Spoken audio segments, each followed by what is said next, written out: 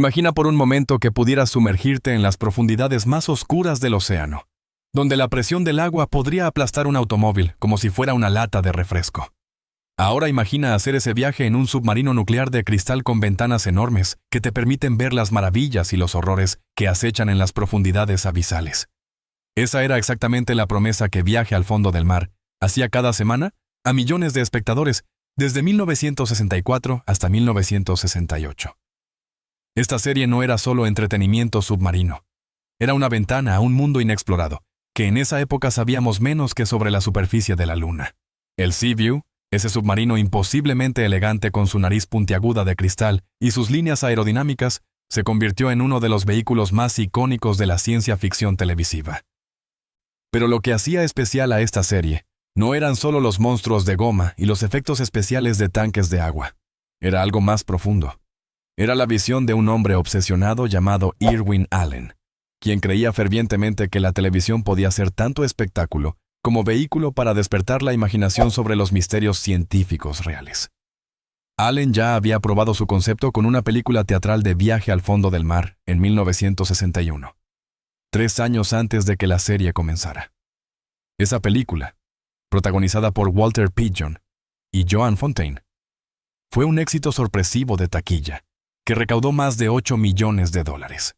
Para 1961, eso era una cantidad considerable, que demostraba que las audiencias tenían hambre de aventuras submarinas bien producidas. Entonces, cuando la ABC le ofreció a Allen desarrollar una serie de televisión basada en ese concepto, él aceptó con una condición importante. Quería presupuestos que fueran sustancialmente más altos que el estándar televisivo de la época. Quería valores de producción cinematográficos en la pantalla chica. La ABC, viendo los números de taquilla de la película, accedió. Y así comenzó una de las producciones televisivas más ambiciosas de los años 60. El presupuesto por episodio era aproximadamente $150,000, absolutamente masivo para estándares de 1964. Para contexto, la mayoría de las series dramáticas de esa época se producían por $70,000 u $80,000 por episodio. Allen estaba gastando casi el doble, y se notaba en cada fotograma. Ahora hablemos del submarino Seaview mismo, porque esa nave era tanto personaje como set de filmación. Para la serie de televisión tuvieron que construir sets completamente nuevos del interior del Seaview en los estudios de la Fox. El puente de control era particularmente elaborado, con docenas de paneles de instrumentos parpadeantes, pantallas de radar y ese periscopio central icónico. La sala de observación con sus ventanas gigantes de herculita, un material ficticio supuestamente más fuerte que el acero, se convirtió en la ubicación de algunas de las escenas más memorables. Esas ventanas permitían a los personajes, y por extensión a la audiencia, ver directamente las criaturas marinas y fenómenos extraños que encontraban. Pero aquí viene algo fascinante que pocos fans saben. Esas ventanas no eran realmente de cristal o plástico transparente. Eran sets abiertos donde los actores miraban hacia tanques de agua reales, donde nadaban criaturas en miniatura o modelos operados por cables. La ilusión de que estaban mirando a través de ventanas se creaba mediante composición cuidadosa de tomas y edición. Para las escenas donde el Seaview navegaba por el océano, usaban un modelo a escala de aproximadamente 2 metros de largo. Este modelo era extraordinariamente detallado, con luces que funcionaban, hélices que giraban, y estaba construido con tal precisión que podía fotografiarse desde cualquier ángulo y verse convincente. El modelo era filmado en un tanque de agua masivo, en los estudios de la Fox, con técnicos sumergidos controlando el modelo con cables y varillas invisibles a la cámara.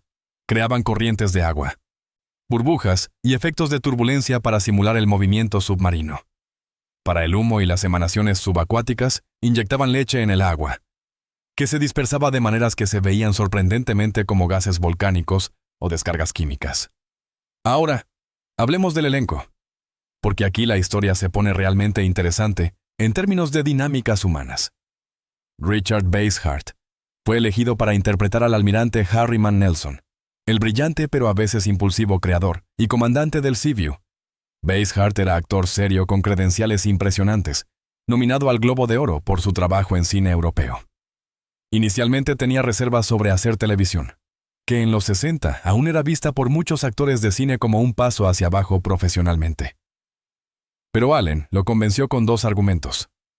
El pago era excelente y el personaje tenía profundidad real más allá de ser simplemente un capitán de acción heroico. Nelson era científico, inventor, estratega, y ocasionalmente cometía errores de juicio que ponían a su tripulación en peligro.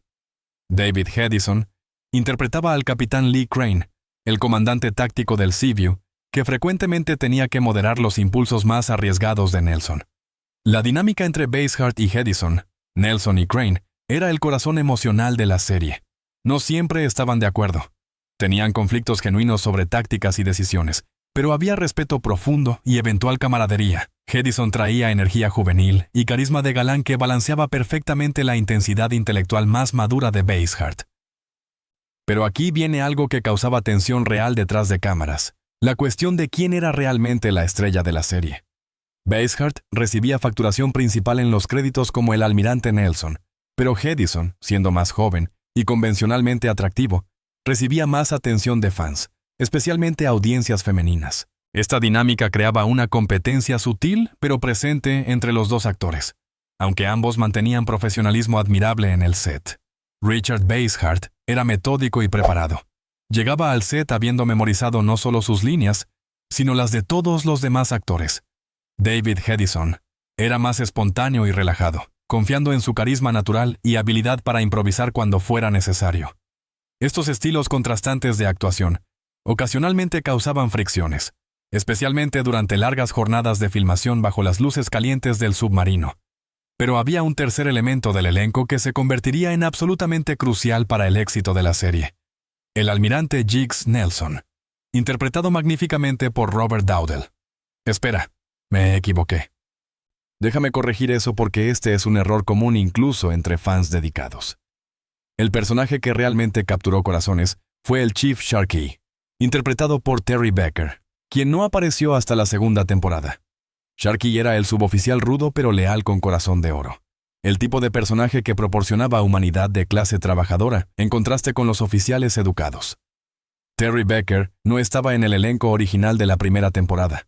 Fue agregado cuando los productores se dieron cuenta de que necesitaban más personajes con los que la audiencia promedio pudiera identificarse. Nelson y Crane eran brillantes, heroicos, pero distantes en su perfección. Sharkey era el tipo que cometía errores, que tenía miedo, que representaba al hombre común. Ahora hablemos de algo técnicamente revolucionario que Viaje al fondo del mar logró que cambió la televisión de ciencia ficción para siempre.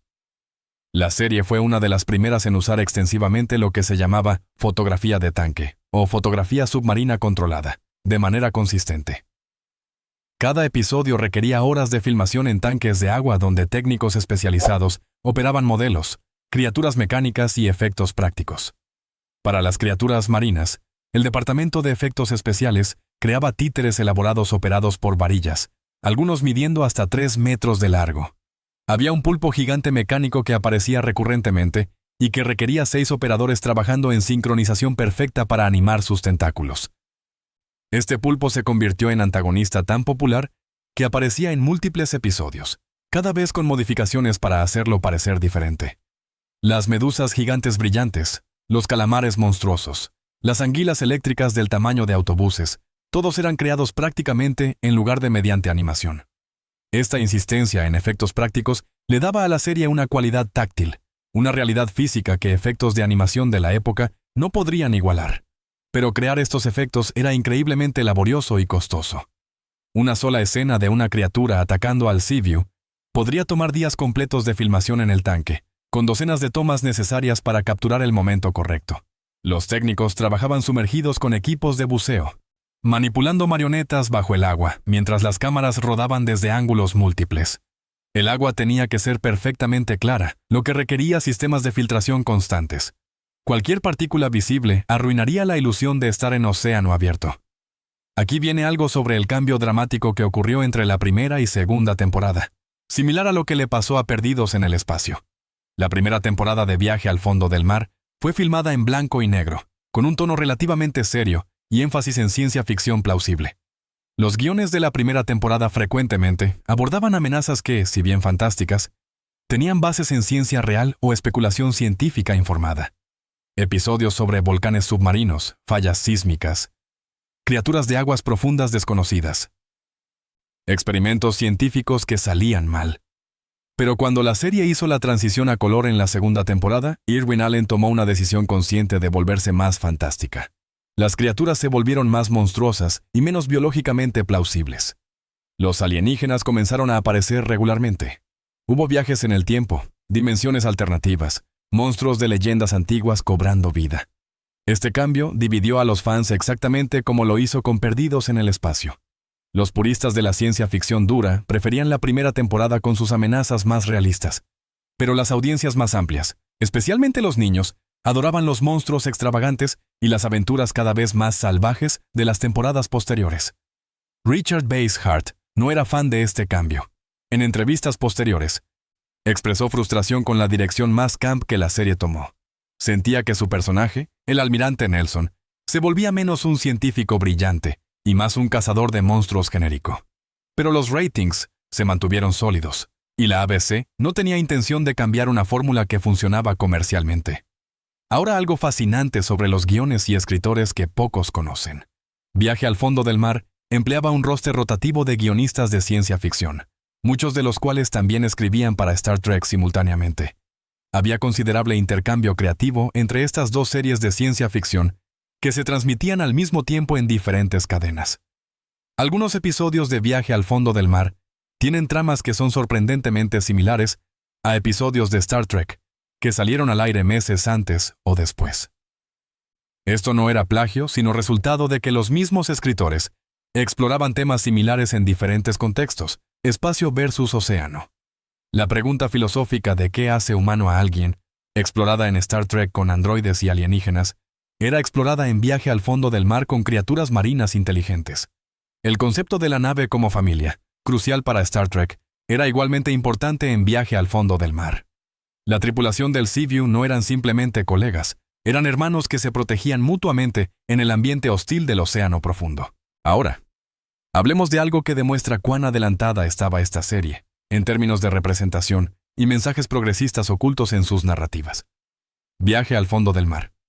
En su primera temporada presentó varios personajes femeninos científicos que eran tratados como iguales intelectuales de los hombres. En episodios donde científicas invitadas abordaban el Seaview, no eran intereses románticos decorativos, sino expertas respetadas en sus campos.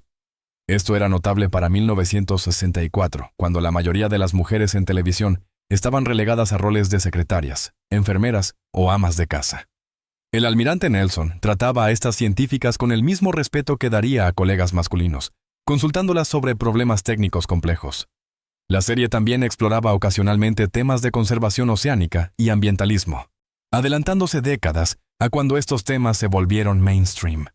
Hubo episodios donde la tripulación descubría que humanos estaban dañando ecosistemas marinos frágiles, y el mensaje era inequívocamente pro-conservación. En un episodio particularmente memorable, Nelson se enfrentaba a una corporación que quería minar minerales del lecho oceánico sin considerar el impacto ambiental. Este tipo de narrativa era inusualmente política para una serie de aventuras de ciencia ficción, reflejando las preocupaciones crecientes sobre la explotación ambiental. Irwin Allen, a pesar de su reputación como showman enfocado en espectáculo, tenía conciencia social genuina que infundía en sus producciones. Ahora viene algo sobre las condiciones de filmación que hacían esta serie particularmente desafiante para actores y equipo. Los sets del submarino eran espacios cerrados, claustrofóbicos por diseño para crear atmósfera auténtica. Bajo las luces potentes necesarias para filmar en esos espacios confinados, las temperaturas regularmente superaban los 35 grados Celsius. Los actores usaban uniformes de lana sintética que no respiraban, cocinándose literalmente dentro de sus vestuarios, durante jornadas de 12 horas. Richard Basehart desarrolló problemas de sinusitis crónicos debido al aire recirculado y polvoriento en los sets cerrados. David Hedison sufrió claustrofobia genuina en ciertos momentos, especialmente durante escenas en los compartimientos más pequeños del submarino. Para las escenas de acción donde el Seaview era atacado y la tripulación tenía que reaccionar a explosiones y sacudidas, los actores eran lanzados violentamente. El set completo estaba montado sobre plataformas hidráulicas que podían sacudirse y inclinarse para simular el submarino siendo golpeado. Hubo múltiples lesiones menores durante estas escenas. Contusiones, esguinces. Una vez Richard Basehart se golpeó la cabeza contra un panel de control y necesitó puntos, pero todos perseveraban porque sabían que estaban creando algo especial, algo que las audiencias nunca habían visto en televisión. Aquí viene algo sobre la música que es absolutamente crucial para entender el impacto emocional de la serie. El tema musical de Viaje al fondo del mar, compuesto por Paul Sawtelle y Bert Schefter, es una de las piezas más reconocibles de la música televisiva de los 60. Esa apertura dramática con trompetas y tambores, que captura perfectamente la sensación de aventura submarina y peligro acechante. Pero lo que muchos no saben es que Sawtelle y Schefter componían música original para prácticamente cada episodio, algo inusual para televisión de esa época. La mayoría de las series reciclaban las mismas piezas musicales episodio tras episodio para ahorrar costos. Viaje al fondo del mar tenía biblioteca musical en constante expansión, con temas específicos para diferentes tipos de amenazas y momentos emocionales. Había un tema específico para encuentros con criaturas marinas, otro para amenazas alienígenas, otro para momentos de tensión entre la tripulación. Esta riqueza musical elevaba cada episodio, proporcionando profundidad emocional que los guiones a veces no alcanzaban por sí solos. Ahora hablemos de la cancelación de la serie después de 4 temporadas, que dejó a millones de fans devastados. Viaje al fondo del mar mantenía ratings sólidos hasta el final. No fue cancelada por falta de audiencia. El problema era que después de 4 años y 110 episodios, los costos de producción se habían vuelto insostenibles para la ABC. Los efectos especiales cada vez más elaborados, los sets que necesitaban mantenimiento constante, los salarios crecientes del elenco, todo contribuía. Además, la ABC quería espacio en su programación para nuevas series que pudieran atraer demografías diferentes y anunciantes con mayores presupuestos. La decisión de cancelación fue puramente financiera y estratégica, no un reflejo de la calidad o popularidad de la serie. El episodio final, No Way Back, transmitido en marzo de 1968, no fue escrito como conclusión de serie. Era simplemente otro episodio de aventura que casualmente resultó ser el último, dejando la historia del Seaview y su tripulación sin cierre real. Esto frustró profundamente a Irwin Allen, quien había planeado una 5ª temporada donde finalmente revelaría más sobre los orígenes del Instituto Nelson y los primeros días del Seaview. Esos planes nunca se materializaron, y los secretos que Allen había planeado revelar se perdieron cuando él falleció en 1991. El legado de Viaje al fondo del mar es complejo pero innegablemente importante para la historia de la ciencia ficción televisiva. Demostró que aventuras submarinas podían ser tan emocionantes como viajes espaciales, abriendo un subgénero que continúa hasta hoy. Series modernas como SeaQuest DSV en los 90 deben su existencia directamente a Viaje al fondo del mar. La serie también inspiró generaciones de oceanógrafos reales que citaban haber visto el Seaview en su juventud como inspiración para sus carreras. El diseño del Seaview mismo ha sido homenajeado en innumerables obras de ciencia ficción posteriores, desde cómics hasta videojuegos. Puedes ver su influencia en el diseño de submarinos ficticios en películas como The Abyss y Pacific Rim. En 2020, durante el pico de interés en streaming de contenido clásico, Viaje al fondo del mar experimentó resurgimiento en popularidad. Una nueva generación descubrió la serie, y sorprendentemente, muchos encontraron que los temas y aventuras seguían siendo entretenidos a pesar de los efectos especiales obviamente anticuados. Porque al final, lo que hacía especial a Viaje al fondo del mar no eran los monstruos de goma, ni los modelos en tanques de agua.